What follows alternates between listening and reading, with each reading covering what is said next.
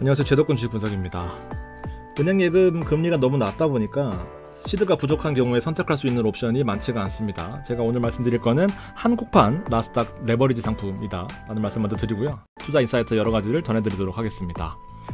부족한 시드를 바탕으로 노후를 대비하고 싶은데 100만원도 투자하기 어렵다라고 한다면 50만원으로 2배의 효율을 내면 되겠죠.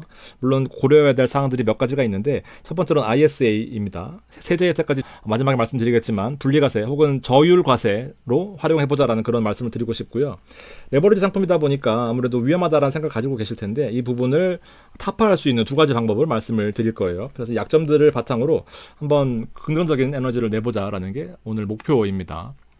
QLD라고 하는 것은 나스닥의 2배 레버리지 상품이에요. 그래서 한국판 QLD를 투자해보자라는 거고 나스닥 2배 레버리지 ETF입니다.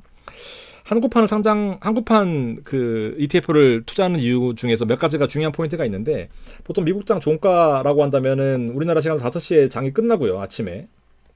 그 다음에 애프터마켓이라고 해서 실제 8시 반까지도 투자할 수 있는 그런 증권사가 몇 가지가 있습니다. 보통 7시에 끝나긴 하는데 8시 반까지 투자할 수 있어요. 그러면은 우리나라가 시장이 9시에 시작하잖아요. 그럼 이 오차 범위가 최소화된다라는 거예요.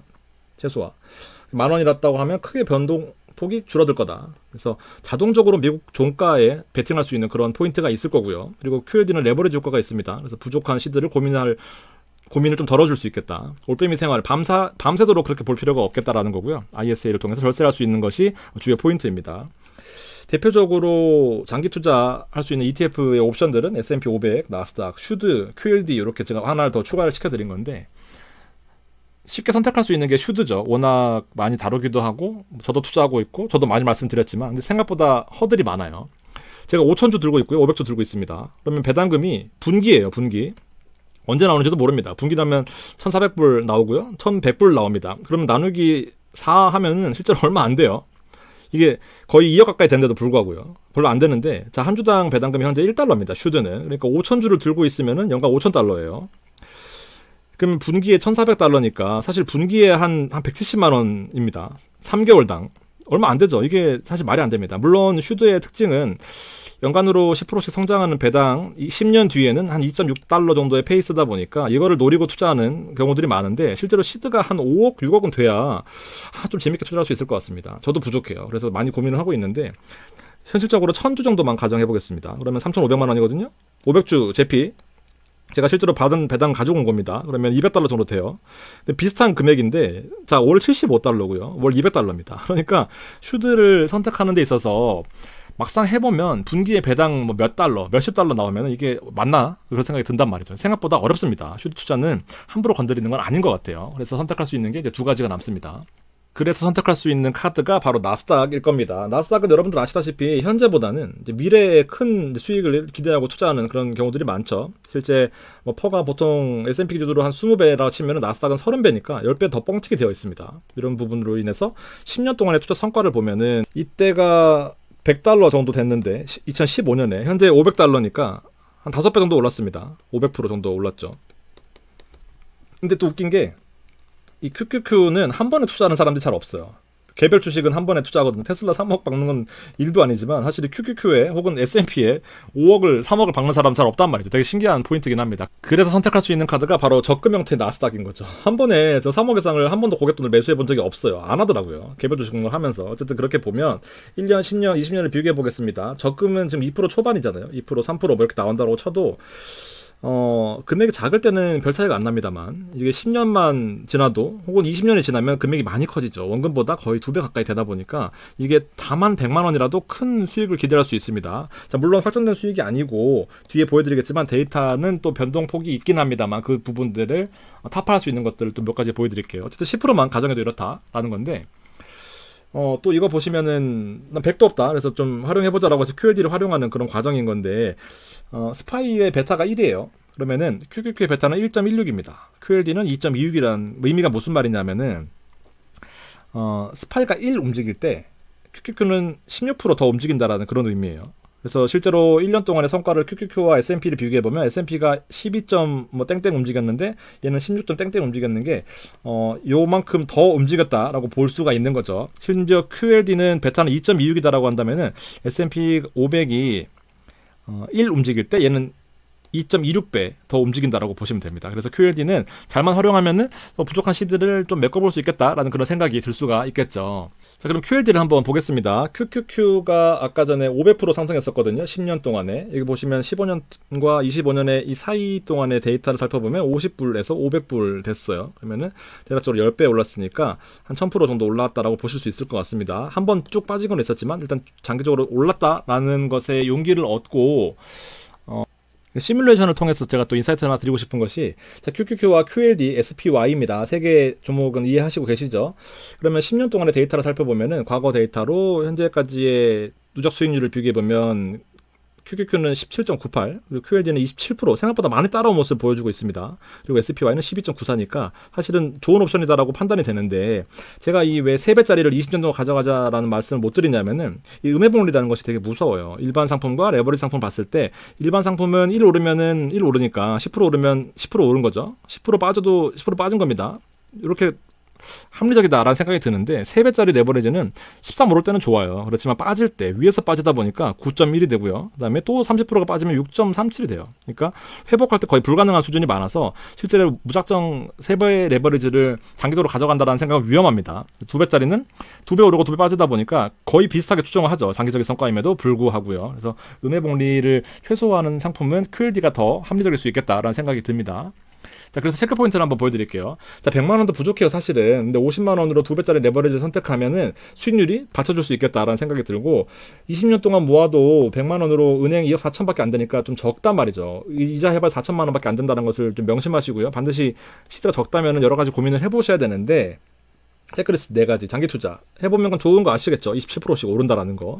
근데 또 빠질 때는 또 오지게 많이 빠져요. 60%나 빠지다 보니까. 그래서 가만히 쓰면 안 되고요.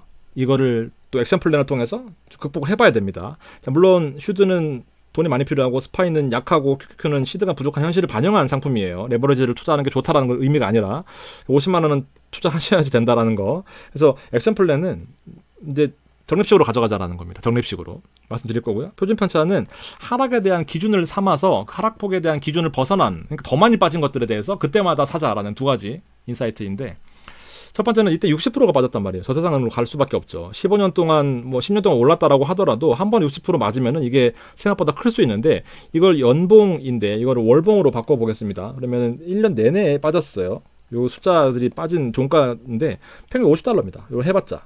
그럼 여기서 꾸준히 모았으니까 단가 여기 있을 거 아닙니까? 그러면은 실제 보면 단가가 낮아요.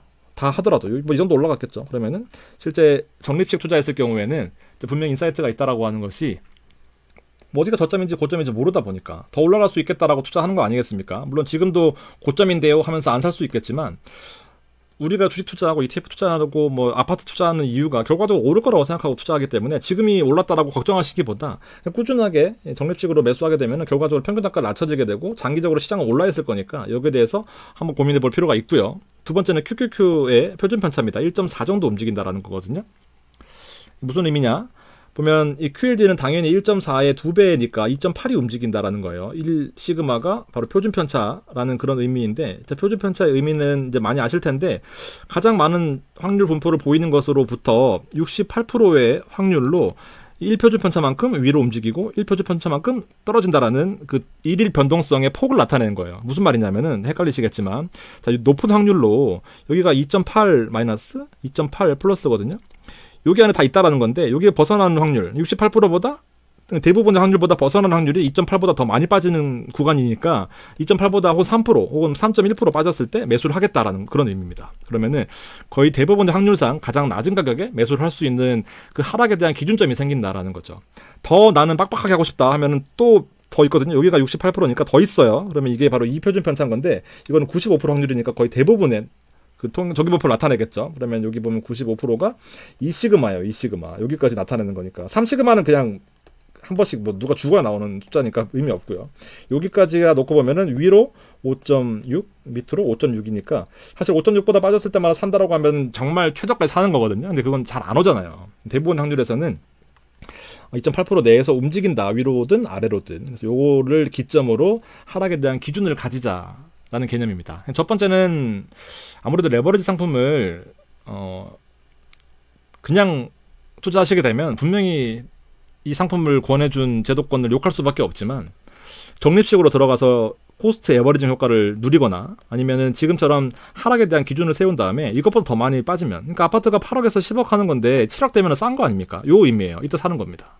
정리해 보겠습니다. 이제 제가 드리고 싶은 말씀은 레버리지 상품을 종용하는 것은 아닙니다만 이 투자를 해야 되는 또 그런 사람들이 있단 말입니다. 적은 시드로 사실 똑똑하게 투자할 수 있으면 레버리지 상품이 위험한 건 아닙니다. 위험한 거였으면 미국 증권거래소에서 승인 안 해줬겠죠. 잘 활용할 수 있는 그 포인트를 스스로 찾아라라는 거고, 두 번째는 똑똑하게 투자하면은 성과가 생각보다 좋았다라는 거예요.